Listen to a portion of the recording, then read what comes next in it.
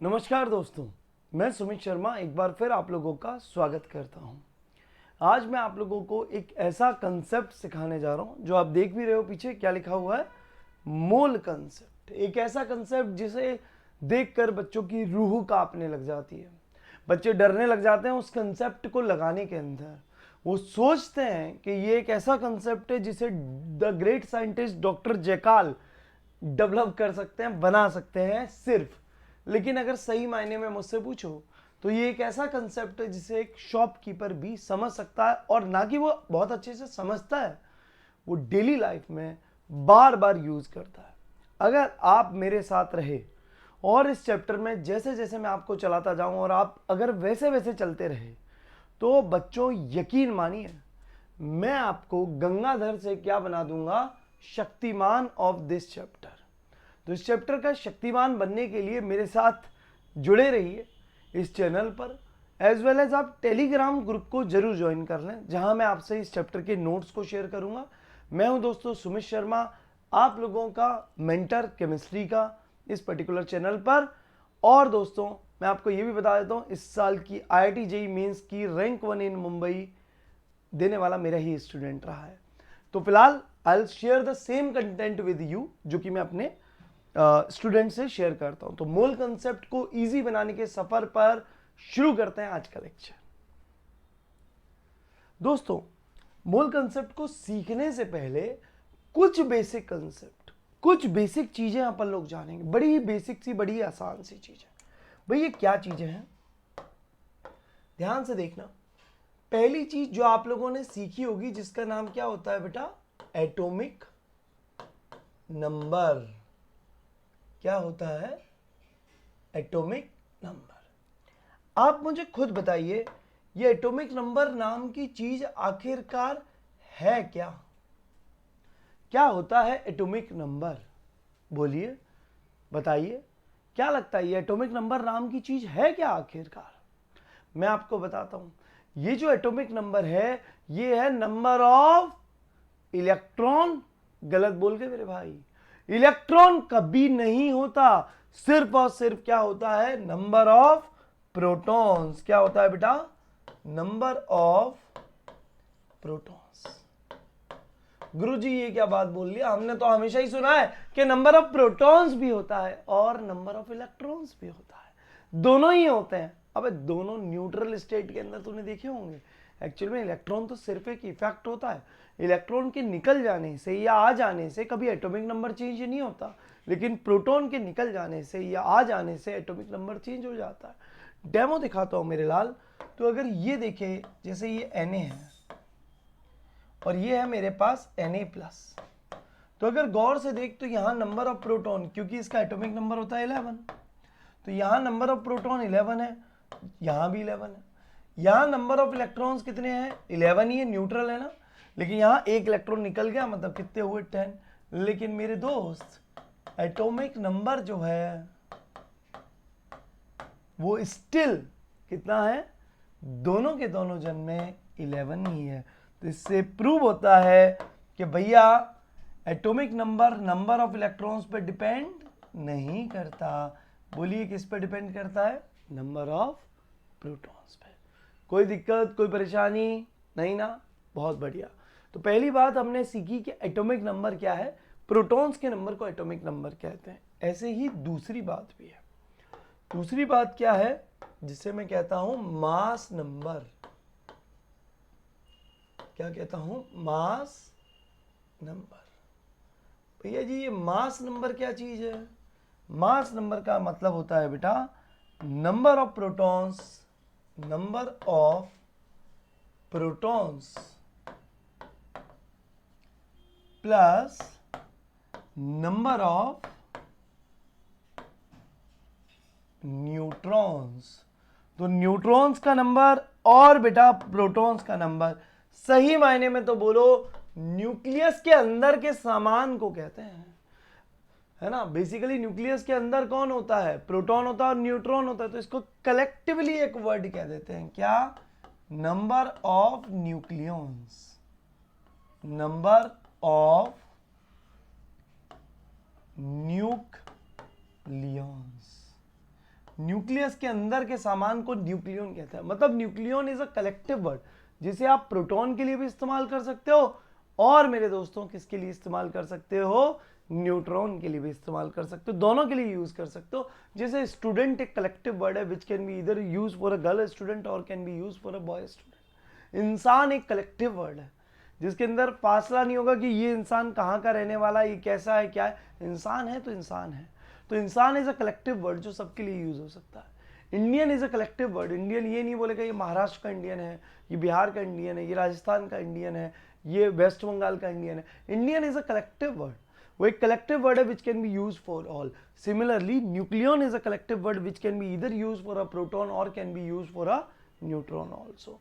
तो दोनों में से किसी के लिए भी न्यूक्लियन वर्ड क्या हो सकता है, यूज हो सकता है। अब देखिए हमने ये दो चीज समझी, एटॉमिक नंबर है और मास नंबर है। एक एलिमेंट को कुछ ऐसे रिप्रेजेंट किया जाता है, नीचे लिखा जाता है उसका क्या, एटॉमिक नंबर, ऊपर लिखा जाता है उसका क्या बेटा, मास नंबर। तो नीचे उसका एटॉमिक नंबर और ऊपर क्या लिखा जाता है, उसका मास नंबर। तो अब मैं आपको ये बता देना चाहता हूं, इस चैप्टर में आगे प्रोसीड करने से पहले आपको 20 तक के एटॉमिक नंबर और मास नंबर याद होने चाहिए। 20 तक के क्या, एटॉमिक नंबर और मास नंबर दोनों ही याद होने चाहिए, और कुछ इंपॉर्टेंट मास नंबर और याद होने चाहिए। अगर ये नहीं याद है तो इस चैप्टर में अगर मेरे साथ बढ़ भी रहे हो आप, क्योंकि आप वीडियो पे हो, मेन क्लास में होते तो मैं याद करा देता, तो अगर आप इस वीडियो में मेरे साथ आगे बढ़ना भी चाहोगे तो उनको लिख कर रखना एक जगह, क्योंकि बार बार आपको वो यूज करने पड़ेंगे, तो फिर यूज करते करते भी याद हो जाएंगे। तो अभी ध्यान से सुनना। अब मैं देखिए जुगाड़ बता रहा हूं आपको याद रखने की। देखिए आपको पीरियोडिक टेबल जानते हो आप सभी लोग, यस, हे, ली, ना, की, क्या भैया, रूबी, से, फ्रेंडशिप, फिर बेटा, मांगे, कार, स्कूटर, बाप, राजी। बेटा, मांगे, कार, स्कूटर, बाप, राजी। डी ब्लॉक को भी थोड़ी देर के लिए छोड़ देते हैं।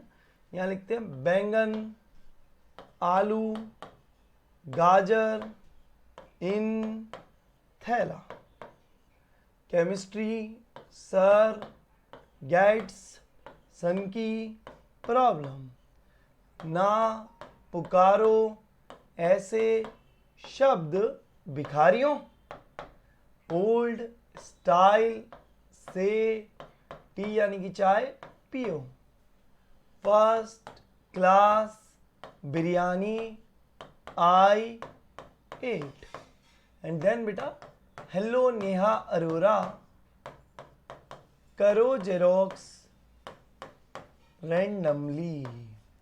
तो ये मेरे पास है मेरी क्या, पीरियोडिक टेबल। बड़ी हेल्पफुल रहती है एटॉमिक नंबर मास नंबर के टाइम पे भी। अब मैं क्या करता हूं बच्चों, सिर्फ 20 तक के याद रखने हैं ना, तो जो 20 के अलावा है उन सबको अभी हटा देता हूं। जैसे अब ये जो 20 के अलावा आएंगे उन सबको एक बार के लिए मिटा देता हूं, सिर्फ 20 पर ही फोकस करता हूं। ठीक है, अब जरा ध्यान से सुनते हैं मैं क्या लिखने जा रहा हूं। सबसे पहले इन सबका एटॉमिक नंबर 1 2 3 4 5 6 7 8 9 10 11 12 13 14 15 16 17 18 19 और 20। ये मैंने क्या लिख दिया बेटा, इन सभी लोगों का क्या, एटॉमिक नंबर। एटॉमिक नंबर क्या, अरे हाँ, नंबर ऑफ प्रोटॉन्स। अब बात आती है इनका मास नंबर लिखने की। तो सर सबके मास नंबर क्या याद करने पड़ेंगे? नहीं भाई, ट्रिक है, बताओ, ध्यान से सुनना। मास नंबर निकालने की ट्रिक वो क्या, अगर एटॉमिक नंबर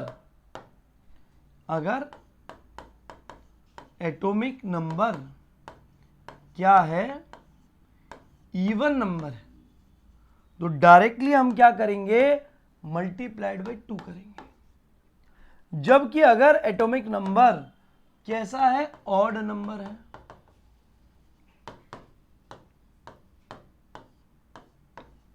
तो फिर हम क्या करेंगे बताइए बेटा, मल्टीप्लाइड बाई 2 प्लस 1 करेंगे। समझ रहे हो बात को? जरा देखते हैं, इवन ऑड तो जानते हो ना, the number which are divisible by 2 are even number, और जो नहीं होंगे वो कैसे नंबर है? ऑड नंबर है। ठीक है, तो सोडियम 11 है, 2 से डिविजिबल नहीं है, इवन नंबर नहीं है, मतलब कैसा नंबर है? ऑड नंबर है। तो क्या करूंगा? Multiplied by 2 plus 1, 11 multiplied by 2 plus 1, बोलिए बेटा क्या हो जाएगा? 23। 12 मल्टीप्लाइड बाई 2, बोलिए क्या हो जाएगा? 24। 13 multiplied by 2 plus 1, 27। 14 multiplied by 2 directly क्या हो गया? 28। 15 मल्टीप्लाइड बाई 2 प्लस 1, बोलिए 31। 16 मल्टीप्लाइड बाई 2, 32।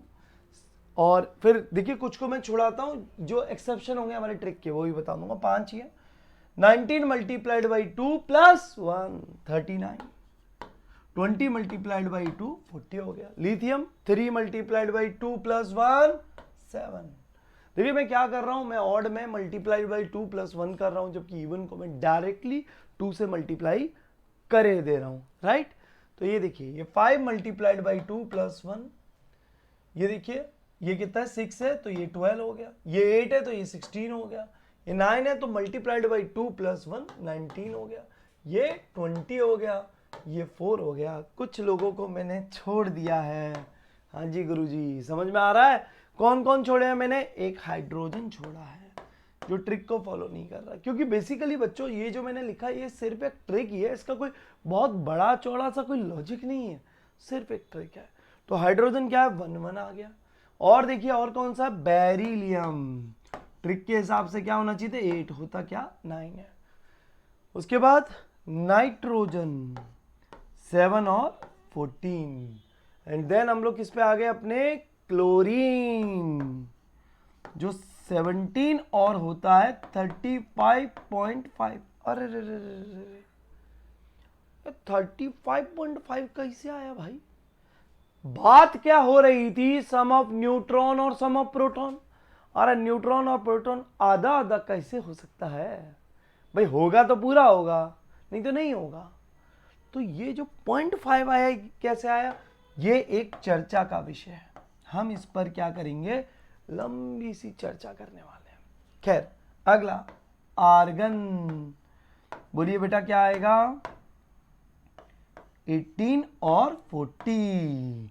इसका कारण आएगा क्या? एक चीज जिसका नाम होता है क्या? आइसोटोप। और इसका नाम क्या होगा? एक चीज, मतलब ये जो चीज है ये और कैल्शियम एक दूसरे के क्या होते हैं? आइसोबार। चलिए जानते हैं वजह क्या है ये 35.5 आने की। तो फिलहाल जो मैंने आपको ये टेबल लिखाई, ये एटॉमिक नंबर और ये मास नंबर बाबूजी आपको याद होनी चाहिए। अगर ये आपको याद नहीं है तो आगे के चैप्टर में आपको दिक्कत होगी। अगर याद नहीं भी है तो अभी इस पेज को अपने साथ लेकर रखिए, ना कि सिर्फ इस पेज को, बाकी मैं कुछ और ऐसे इंपॉर्टेंट मास नंबर कैलकुलेट करके बता देता हूँ जो इस चैप्टर की मेन रिक्वायरमेंट रहेगी। तो मैं यहाँ लिख भी देता हूँ, फ्यू इंपॉर्टेंट मास नंबर। फिर चर्चा करेंगे उस बात पे कि 35.5 आया तो क्यों आया। ठीक है, ये भी तो बात है, पकड़ के पूछेंगे क्यों भाई तेरा 35.5 कैसे आ गया? आना ही नहीं चाहिए था। अब ध्यान से सुनना, सपोज कीजिए आपको NH3 दिया है, अब इस पूरे का मास नंबर निकाल रहे हैं। नाइट्रोजन का कितना? 14। 3 multiplied by 1 is equal to कितना आया बेटा? 70 आया। लेकिन आप निकालें ना, आप इसको याद रखें, आपकी स्पीड फास्ट होगी, क्योंकि कुछ बड़े इंपॉर्टेंट होते हैं, बहुत ज़्यादा पूछे जाते हैं इस चैप्टर में। जैसे H2 याद रखना 18 होता है, CH4 अब हम निकाल भी सकते हैं। हाइड्रोजन का 1 multiplied by 2 plus 16 that is equal to 18, but आप याद रखें इसका 16 आता है, ये NH3 है, ये मतलब बड़े ज़्यादा पूछे जाते हैं। CO2 का 44 होता है, SO2 है उसका कितना होता है? 64 होता है। तो ये याद रहेंगे तो आपकी स्पीड रहेगी थोड़ी फास्ट। H3PO4 या फिर मैं बोलूँ H2SO4, इन दोनों का निकालोगे तो आएगा कितना? 98। ग्लूकोज जो होता है बेटा क्या? C6H12O6, इसका होता है आपका 180। शुक्रोस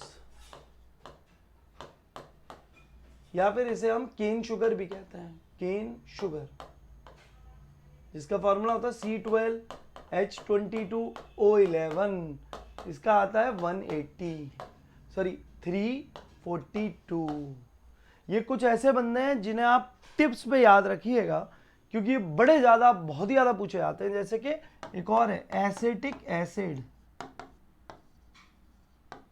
और यूरिया, इन दोनों का ही होता है कितना 60, इन दोनों का ही मास नंबर कितना होता है बच्चों 60। तो ये कुछ ऐसे लोग हैं जिनके मास नंबर हमें याद होने चाहिए, और कुछ तो जनरल हैं जैसे Cl2 है तो कैलकुलेट बड़े आसानी से भी हो जाएगा। एक Cl का 35.5 होता है तो 2 का कितना हो गया 71।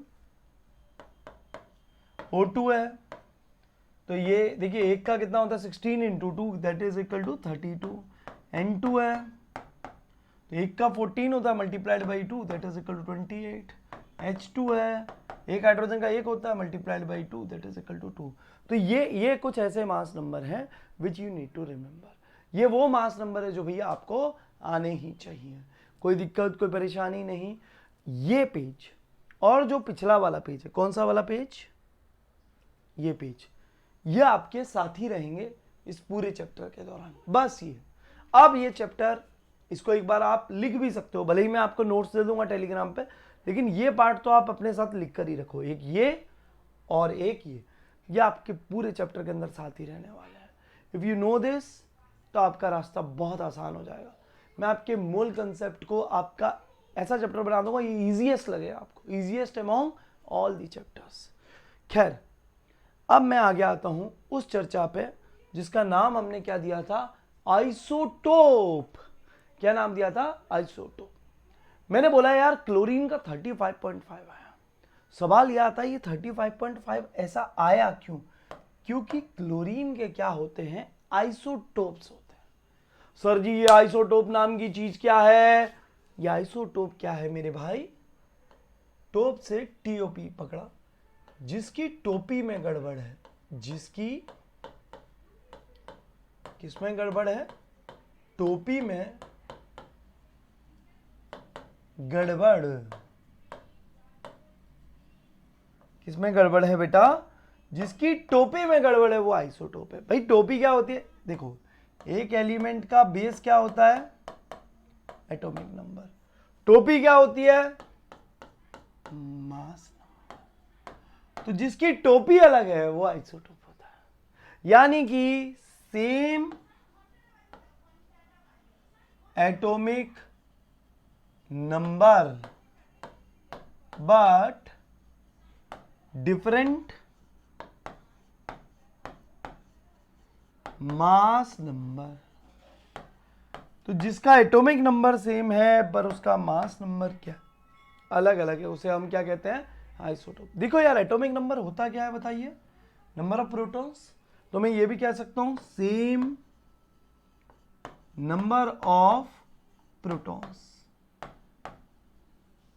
सर टोपी वाला चक्कर और थोड़ा समझाओगे, समझाता हूं ना मेरे भाई। ये देखो अगर मैं बात करूं तो एक ये क्लोरीन है 17 और इसके दो आइसोटोप होते हैं, 35 वाला और 17 और 37 वाला, दो आइसोटोप है। देखिए बेस सेम है बट टोपी अलग अलग है ना। अब ये ऊपर वाला क्या होता है बेटा, mass number, number of proton plus neutron. तो अगर मैं इसका एटॉमिक नंबर लिखूं यानी कि इसके नंबर ऑफ प्रोटॉन्स लिखूं तो बोलो कितना आ रहा, 17। पर अगर मेरा मन होता है कि इसके नंबर ऑफ न्यूट्रॉन लिखूं तो देखो ऊपर वाला क्या है, mass number is equal to number of proton plus neutron, नीचे वाला क्या है, नंबर ऑफ प्रोटॉन्स। तो अगर मुझे निकालना है नंबर ऑफ न्यूट्रॉन तो क्या मैं नंबर ऑफ न्यूट्रॉन्स को निकालने के लिए ये नहीं बोल सकता कि number of neutrons is equal to mass number minus atomic number. बोलिए क्या इसमें आपको कोई परेशानी है, क्या इसमें आपको कोई दिक्कत है, नहीं ना। तो आप मुझे बताइए मास नंबर कितना है, 35। तो यहां कितना हो जाएगा बताइए, अगर मैं बात करूं कि 17 को 35 में से सब्ट्रैक्ट कर दूं मैं, तो मुझे बताइए कि कितना मास नंबर हो जाएगा हमारे पास, सॉरी कितने नंबर ऑफ न्यूट्रॉन हो जाएंगे, 35 माइनस 17, और यहां क्या हो जाएगा 37 माइनस 17। तो अगर बेटा इधर की साइड में नंबर ऑफ न्यूट्रॉन निकालूं तो मेरे पास कितने आ गए, 20 आ गए। जबकि इधर की साइड अगर मैं नंबर ऑफ न्यूट्रॉन निकालूं तो मेरे पास कितने आ गए बेटा, 18 आ गए। यस और नो? तो आप अगर गौर से देखें तो इसको मैं ये भी कह सकता हूं कि जिसमें सेम नंबर ऑफ प्रोटॉन है बट डिफरेंट नंबर ऑफ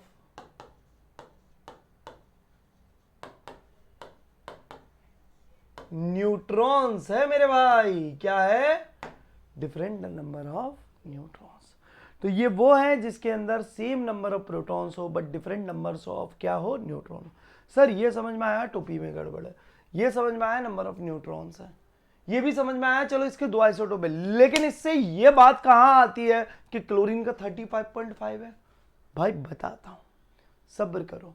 पहली बात हमने क्या सीखा कि आइसोटोप है क्या, आइसोटोप्स वो है are those particle which are having same number of proton but different number of neutron. Demo के तौर पे आपको यहां पे एक और दिखा दूं, जैसे ये हाइड्रोजन के 3 आइसोटोप हैं जो आपको दिख रहे हैं। ये 3 आइसोटोप कौन कौन से बेटा, प्रोटियम, ड्यूटेरियम और ट्रिटियम। आप यहां भी इस फैक्ट को तो देख सकते हो, कम से कम अगर मैं नंबर ऑफ प्रोटॉन बोलूं तो 1 1 और 1 आ रहा है। अगर मैं इसका नंबर ऑफ न्यूट्रॉन बोलूं तो 1 - 1 0 आ रहा है, 2 - 1 1 आ रहा है और 3 - 1 कितना आ रहा है, 2। तो आप देखिए नंबर ऑफ प्रोटॉन्स और न्यूट्रॉन कुछ ऐसे हैं। अच्छा अगर कोई पूछ ले ये बता भाई सम ऑफ प्रोटॉन और न्यूट्रॉन कितने होंगे तीनों आइसोटोप में, तो देख ऐड भी कर सकता हूं, बोलो कितना नंबर आया, 6। हाँ या ना, इजी पीजी, वेरी गुड। अभी तक 35.5 वाली बात नहीं आई थी, सो अब आ जाएगी। पहली बात मैं बोलता हूं, हम लोग जो पीरियोडिक टेबल के अंदर लिख रहे होते हैं वो एक्चुअल में क्या होता है बेटा, एवरेज मास नंबर होता है। उसको आप असली मास नंबर ना समझिए, वो एवरेज है। एवरेज किसका, जो नेचर में परसेंटेज पाई जाती है इन अलग अलग एलिमेंट्स के मास की। जैसे कि मैं आपको एक डेमो देता हूं, फिर इस पर्टिकुलर चीज को भी अपन समझते हैं। पहली बात, परसेंटेज एबंडेंस क्या है, is defined as the percentage value और the quantity of isotope available in a nature. जैसे एक डेमो लिया हमने किसका, यही क्लोरीन का ले लेते हैं। क्लोरीन के मैंने आपको दो बताए थे, एक 35 वाला और एक 37 वाला। आपको ये जान के आश्चर्य होगा कि जो 35 वाला है वो नेचर में उसकी परसेंटेज एबंडेंस 75% है, जबकि ये जो 37 वाला है इसकी एबंडेंस कितनी है मेरे भाई, 25% है। और तुम्हें एक और बात बताऊं, जो आता है वो एवरेज कैसे आता है पता है, वो जो भी कोई एलिमेंट है, जैसे आपको यहां एक दिख रहा होगा एवरेज एटॉमिक मास या एवरेज मास नंबर, जो भी मैं बोलूं यहां पे, तो आप ये देखिए मैंने क्या बोला, percentage abundance multiplied by mass number of 1 plus percentage abundance of 2 multiplied by mass number of 2। अब एक से ज्यादा है तो ऐसे कंटिन्यू हो जाएगी सीरीज, अपॉन 100।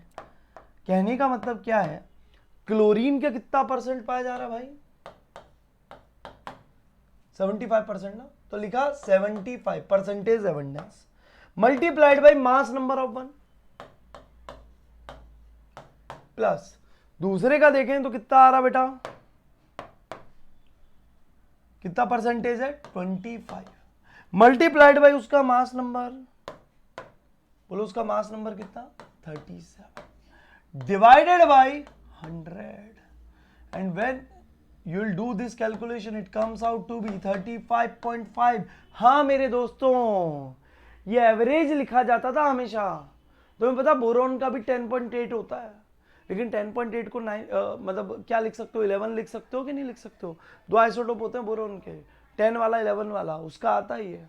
हाइड्रोजन की जब इन तीन का निकालोगे तो इसका भी 1.008 के पास आता है, उसको 1 लिख सकते हो। लेकिन जब 35.5 आ जाए तो तुम फंस जाओगे, ना तो इसको 36 लिख सकते हो ना इसको 35 लिख सकते हो, तो इसीलिए आपको ये लिखना पड़ा।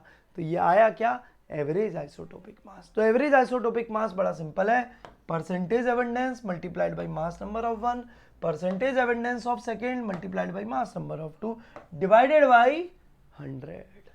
Is it clear to all of you, yes. आप जरा देखें आगे, देखिए ये हमारे IIT JEE के अंदर क्वेश्चन आया हुआ है, मल्टीपल करेक्ट है, तो मेरे ख्याल से आप इसका देखिए आप आंसर बड़े आसानी से बता पाएंगे।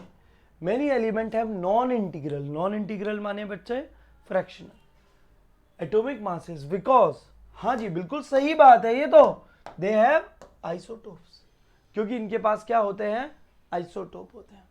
There isotope have non integral masses, ऐसा ट्रू नहीं है। अभी आपने देखा जैसे क्लोरीन था, इसका आइसोटोप 35 वाला था और दूसरा क्या था 37, इनका नॉन इंटीग्रल नहीं था, इनके एवरेज की वजह से नॉन इंटीग्रल आता है। तो भाई साहब ये गलत बात कह दी आपने। There isotope have different masses, yes true, अलग अलग मासेस थे ना आइसोटोप के, और इसी कारण से तो नॉन इंटीग्रल आया। Their constituent neutron proton electron combine to give fractional, ये बिल्कुल ही गलत है। आई बात समझ में? एक और करते हैं। देखो अभी बताया था some of neutron proton in the isotope of hydrogen are, तो आपने देखा जैसे मैंने यहाँ पे 3 लिखे, H11 प्रोटियम, ड्यूटेरियम और ट्रीटियम।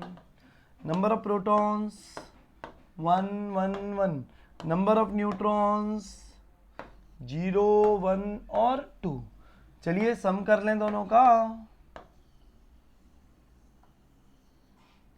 6, आंसर क्या जाएगा 6। अब एक ये भी क्वेश्चन करते हैं, देखिए आप सबके पास इसको सॉल्व करने के लिए टाइम है, मैं थोड़ा सा इधर शिफ्ट कर लेता हूँ ताकि कैमरे के इधर आ जाए। अब मेरे ख्याल से सबको ये क्वेश्चन दिख रहा है, the average atomic weight of boron is this. अब एवरेज ही दे रखा है, निकालना नहीं एवरेज। एग्जिस्ट इन 2 आइसोटोप 10 और 11 है। The percentage abundance of boron 10 is, अब आपको बताना है कि बोरॉन 10 वाला कितना होगा। एक बार आप ट्राई करें, ठीक है, वीडियो को रोक कर आप अच्छे से ट्राई कर लें, जब आप पे ना आए तो इस चीज को मैं आपको बताऊंगा। मेरे ख्याल से आप अपने एंड पे ट्राई कर चुके होंगे, अब मैं एक बार कोशिश करता हूं मेरे बच्चे, ठीक है। तो वीडियो रोक लिया करो, मेरा एक एक वीडियो आपके लिए बड़ी लेंथ का होना चाहिए, छोटी का नहीं। तो आप आराम से रोक के बढ़िया से तरीके से पढ़ोगे तो आपको मेन क्लास का मजा आएगा और आप भी एक अच्छी रैंक लेके आ सकते हो। हर साल IIT JEE में मैं जितने बच्चों की भी रेशियो पढ़ाता हूँ उसमें बहुत सारे बच्चे सिलेक्ट होते हैं। मुंबई में अगर आप कोचिंग में जाओगे तो ऐसी कम ही कोचिंग मिलेंगी जिसके अंदर कहीं ना कहीं मेरा प्रेजेंस ना हो। किसी किसी कोचिंग में मैं आपको as a head of department दिखूंगा, कहीं एज अ विजिटिंग फैकल्टी दिखूंगा। IIT नीट के बहुत सारे बच्चों को सिलेक्शन देने का काम किया मैंने। इवन बच्चों मैं सुपर 30 के अंदर भी पढ़ा चुका हूँ। सुपर 30 वो ऑर्गेनाइजेशन है जहां मैंने 30 के 30 बच्चों को IIT JEE क्रैक कराया, 30 के 30 को सेम कंटेंट और देने की जो स्किल्स होती है कंटेंट को वो फॉलो किया है और वही मैं आपके लिए फॉलो कर रहा हूँ। तो आप बहुत अच्छा स्कोर कर सकते हो, ढंग से चीज़ों को बस फॉलो करते रहो। और हाँ, नीचे जो डिस्क्रिप्शन सेक्शन में टेलीग्राम की लिंक है उसको जरूर ज्वाइन कर लेना मेरे भाई। नोट्स में वहीं दूंगा, DPP में वहीं दूंगा, कई सारी चीज़ें आपसे शेयर करता रहूँगा। धीरे धीरे करके आने वाले समय में आपको ट्रिक्स, ऑडियो मैसेज, पूरे चैप्टर की समराइजेशन, कई चीज़ें मिलती जाएंगी आपको। यहाँ पे आते हैं एवरेज एटॉमिक वेट इतना है। देखो फॉर्मूले पे आओ, एवरेज किसके बराबर था, mass number of 1 multiplied by उसकी percentage of 1 plus mass number of 2 multiplied by percentage of 2 upon 100। हाँ जी बच्चे, अब जरा ध्यान से समझना यहाँ पे। 1 मिनट बच्चे, कई बार क्या होता है वीडियो अगर 30 सेकंड से ऊपर का हो जाए तो ये बंद हो जाता है टाइमर, है ना। तो मैंने ऐसा कुछ सिस्टम आपके लिए है कि 30 सेकंड से ऊपर पे, मतलब 30 मिनट से ऊपर पे मुझे थोड़ा सा पता चल जाए। तो आज थोड़ा सा लंबा हो गया वीडियो, जल्दी खत्म कर देंगे। देखिए एवरेज कितना दे रखा है 10.10। मास नंबर एक जन का कितना बेटा, एक जन का है 10, और उसकी परसेंटेज कितनी है हमारे पास, यही तो निकालनी है, एटॉमिक वेट द परसेंटेज। तो मैं मान लूं कि इसकी परसेंटेज x है, तो देखो टोटल परसेंटेज कितनी होगी बेटा 100 होगी ना। तो दूसरे वाले का मास नंबर कितना है 11 मल्टीप्लाइड बाई 100 माइनस x और डिवाइड बाई टोटल परसेंटेज कितनी होगी 100। अब देखिए क्रॉस मल्टीप्लाई कर लें, 100 ऊपर गया 1010, that is equal to 10x, और ये 11 से मल्टीप्लाई हुआ 100 का, राइट।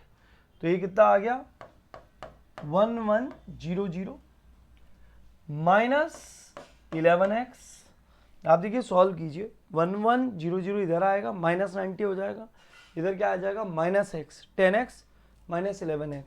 तो आप देखिए x की वैल्यू कितनी आ गई 90।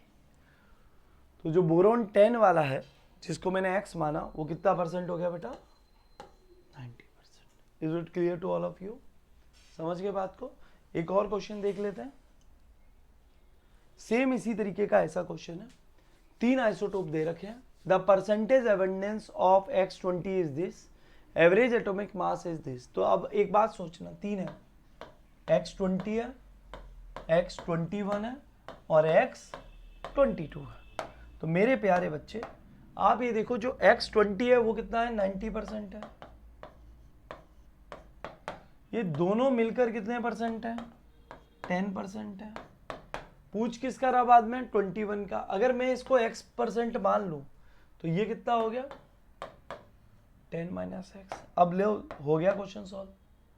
अब देखिए टोटल मुझे कितना दे रखा है, the average percentage element this, the percentage abundance this.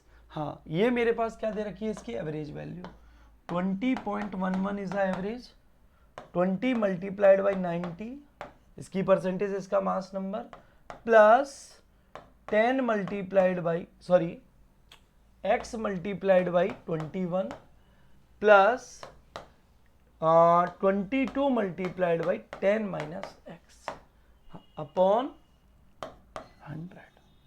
तो आप ये देखिए ये कितना हो गया बेटा 2011, राइट। इधर ले लेता हूं जरा, 2011 इज इक्वल टू 100 से मल्टीप्लाई हुआ ना, और ये हो गया कितना 1800 plus 21x plus 22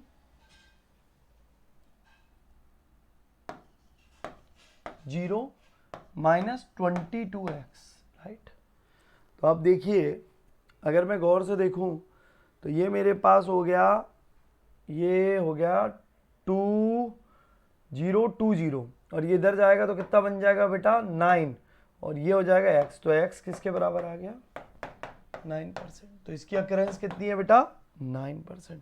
hope it is clear to you. ये क्वेश्चन अगर आप देखें तो नीट में आया हुआ क्वेश्चन है ना, बड़ा इजी ऐसा है क्वेश्चन। प्रैक्टिस बड़ी जरूरी होती है बेटा, इसी से अभी आपको समझेगा। तो आज हम आइसोटोप वाली चीज को पहले करके जा रहे हैं, तो ध्यान से सुनना।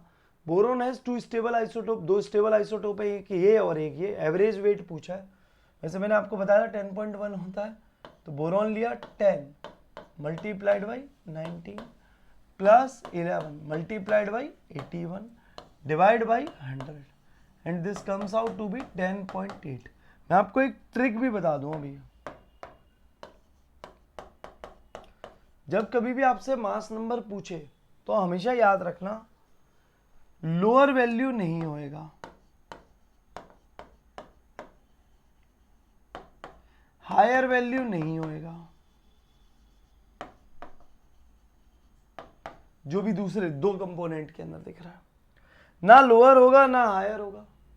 और दूसरी बात ये होगा जो भी आंसर आ रहा होगा वो लोअर से हायर के बीचों बीच में कहीं ना कहीं आ रहा होगा, ठीक है ना। और यानी कि ना लोअर से कम ना लोअर से हायर से ज्यादा, यानी कि ना लोअर से कम और ना हायर से ज्यादा, जो भी होगा इनके बीच में होगा। सर बीच में क्या, अगर दोनों का परसेंटेज सेम है तो एवरेज वैल्यू आ जाती है। जैसे आप ये देखिए 10 है और 11 है, इसका एवरेज क्या होगा 10 प्लस 11 डिवाइडेड बाई 2, बोलो कितना, तो 10.5 तब आ जाता है जब दोनों 50% होते हैं। अब क्या सोचना है, जिसके परसेंटेज ज्यादा मीन वैल्यू और उसके बीच का आंसर है। परसेंटेज किसका ज्यादा है भाई, इसका 81% बोल रहा है ना, तो आंसर क्या आएगा 10.5 से लेके 11 के बीचों बीच में।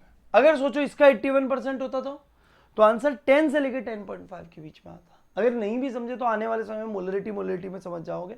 ये ट्रिक कई जगह हम कई अलग अलग कंसेप्ट में यूज करते हैं। तो मेरे प्यारे बच्चे आप गौर से देख लीजिए, आपका आंसर पहले तो देखो रिजेक्ट कौन कौन से हो गए, 11.2 हायर से ज़्यादा नहीं आएगा, लोअर वैल्यू कभी आ ही नहीं सकता, आंसर इन दोनों में से कोई था। तो आप फिर से मीन निकालेंगे 10 11, 10 + 11 डिवाइड बाई 2 कितना आ जाता, 10.5। परसेंटेज किसकी ज़्यादा, 11 वाले की, तो आंसर आएगा 10.5 से लेके 11 के बीच में, जो कि मेरा क्या है, ऑप्शन नंबर ए है। क्लियर है कहानी। तो अभी तक मैंने आज जो भी अभी आपको बेसिक बताया, बेसिकली आइसोटोप्स के बारे के अंदर, कि आइसोटोप्स क्या चीज़ है क्या नहीं है, वो मुझे लगता है आप सभी को अच्छे से समझ में आया होगा। तो उम्मीद है आप लोग अच्छे से पढ़ते रहेंगे और नेक्स्ट लेक्चर तक एटॉमिक नंबर, मास नंबर 20 तक के, और साथ ही साथ जो मैंने इंपॉर्टेंट लोग बोले थे उनका याद करके रखेंगे। धन्यवाद, thank you very much, bye bye, take care, अपना ख्याल रखें।